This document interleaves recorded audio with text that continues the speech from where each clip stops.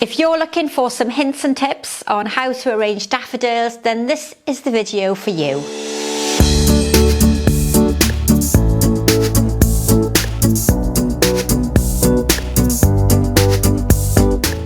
Welcome back. Now you might have guessed by the flags behind me that it's almost St David's Day here in Wales, where everybody that's Welsh will be celebrating their patron saint. And I'm going to treat you to 2 daffodil arrangements this year which will inspire you to create something for your own home or to help celebrate St David's Day.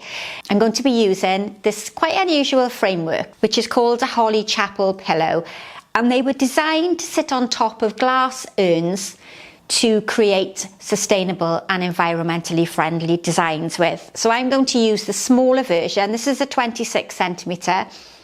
I've got a lovely glass, what I'm calling a glass vase, but I am wondering if it's a lampshade that would have been on the ceiling with the lamp in the middle. I'm not familiar with vases of this shape and size, but I might have just made a complete fool of myself and somebody might know exactly what it is. It's another container that I've collected from a charity shop, and you can see on the top I've used the 20 centimetre holly chapel pillow to sit really comfortably on the rim of my container. I've also used some green floral tape to hold it into place. It does sit quite comfortably on the top if you don't want to use anything that's not biodegradable. And I probably would use clear tape under normal circumstances, but it doesn't show up very well on camera. So you can just see I've used 3 points to anchor that top frame into position. And then you would fill your container with water in the normal way. Now for today's design, I'm going to go quite free-flowing, quite natural. I've got one type of greenery and some branches and some catkins, and I'm not aiming to create anything with a formal shape. I'm going quite vintage. I'm just going to arrange quite naturally. I'm going to make the design front facing, so it would be something that would sit on the top of a cupboard or on a hall table, and it's a design that's only going to be seen from one side.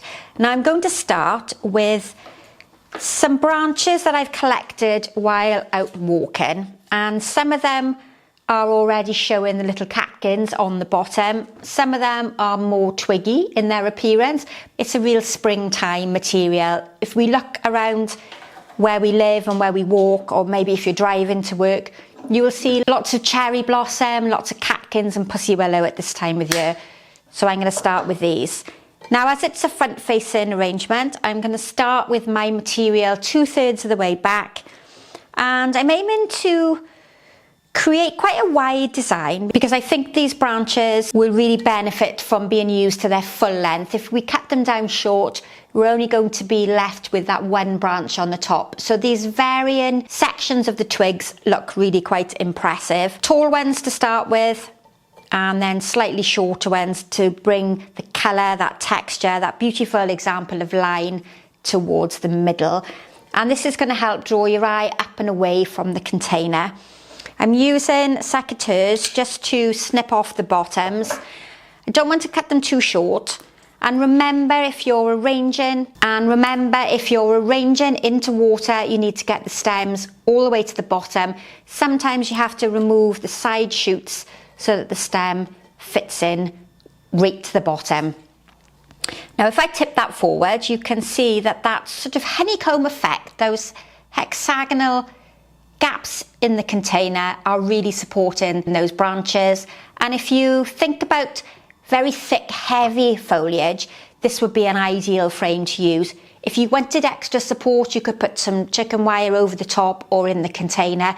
But because my flowers are quite lightweight, I don't need anything too dense to hold the flowers into place. Now, my first tip with daffodils would be to buy them when they're in bud.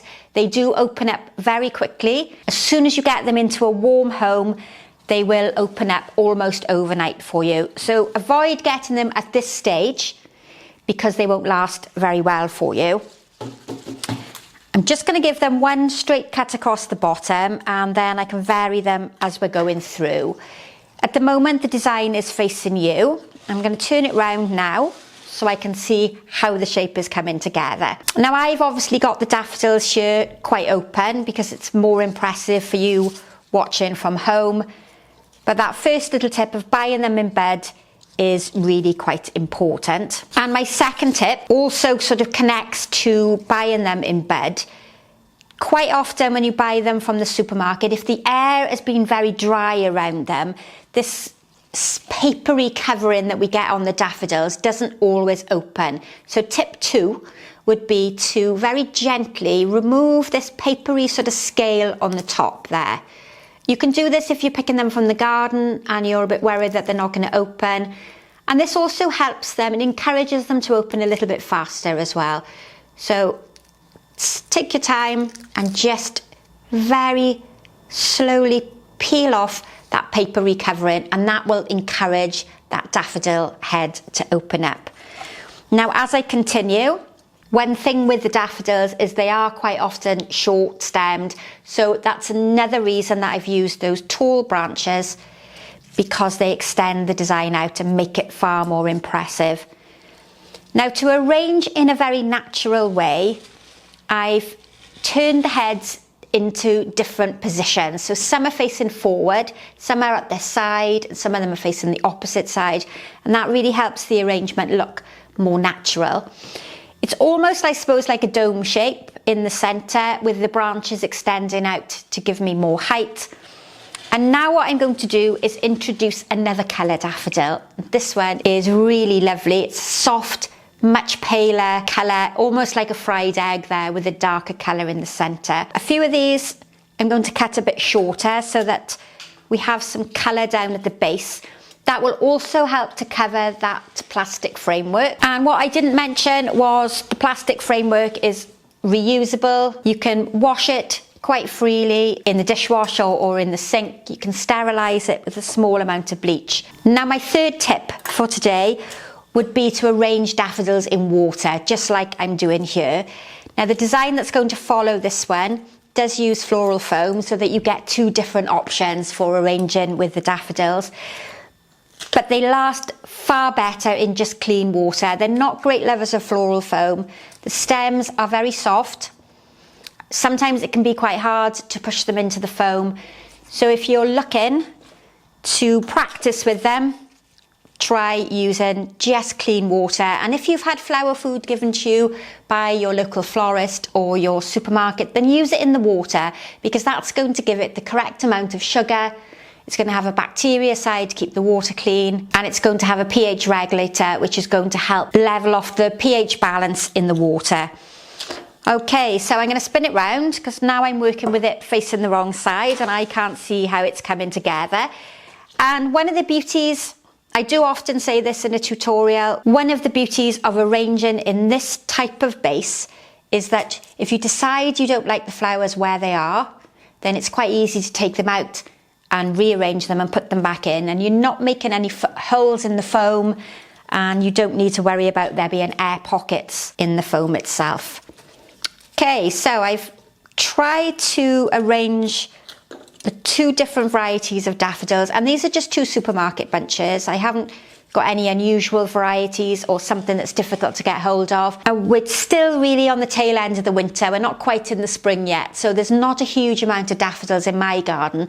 But if you've got different varieties, you might have the heavily scented narcissi. They're going to work really well in here as well. So essentially, we've got a dome shape, and then we've got some foliage extended beyond that dome for interest and to give us some height. My next tip is probably one of the questions I get asked the most, and that is, can daffodils be arranged with other flowers? And although I'm going to say yes, you can arrange them with other flowers, they really don't work well. They have a detrimental effect on the quality of flowers, and they prevent them from lasting as long as they should do. And the reason for that is that when you cut the daffodil, you get this very sticky sap comes out of the bottom. It's very gloopy and very thick, and it tends to contaminate the water and clog up the stems of the other flowers. There are lots of old wives' tales that will tell you to keep the daffodils in a separate bucket overnight, and that does work. It does have an effect. It does help the other flowers last a bit longer. But even as the daffodils mature, they still exude some of that toxin and that sap that's in the base. So if you can avoid arranging them together, then it would be better. But if you're like me and you like to have daffodils and irises and tulips all arranged in a vase together, then you really don't have any option. You just have to accept that the flowers might not last as long as they would if they were in a vase on their own. The other quick method is to almost place two containers inside one another. So if you're arranging in a glass container like this, then you can use a secondary container placed inside of the glass vase. This is just a jam jar type container with some pebbles for weight in the bottom. You can arrange your daffodils in the centre, pop it into the container, and then arrange your flowers in water around them. And that's a clever little trick, a little bit of a hack for you if you want to arrange the two types of flowers together. Now, as I've been chatting, I've been adding in some Lonicera. Now, this is one of the honeysuckles. It's a very delicate, pretty foliage, small leafed, very dainty in its appearance. And I felt it was going to work really well with my container. The container is delicate, it's fragile looking. We don't want to overpower it with big, heavy types of greenery. With the smaller few pieces, I'm going to tuck them in the centre. That's going to help cover my framework and give me some depth in the arrangement as well.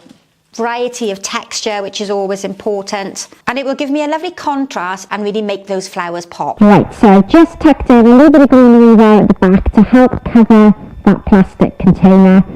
A few pieces down at the front here as well, and then this design for St David's Day is complete. Now my final tip number 5 would be to make sure that there's plenty of water in the spring flowers.